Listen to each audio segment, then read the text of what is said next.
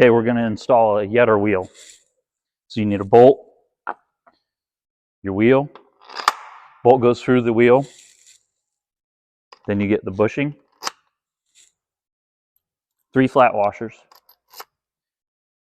and you're going to look for direction of the wheel. It should be marked with the L for left side and the direction of travel. When you install the wheel, you're going to look for the 45-degree angle from the rear pointing away. So then all you do is find the location of the hole you want, get the nut started on the back,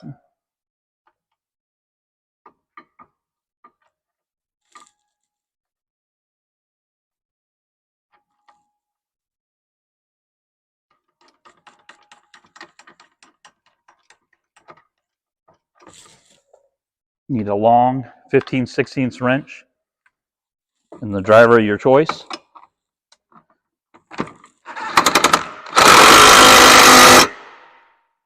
Tighten it down, check for spin. The other thing you want to pay attention to is you want 1.25 to 1.5 inch distance between the 2 wheels once you have both wheels installed. That's it.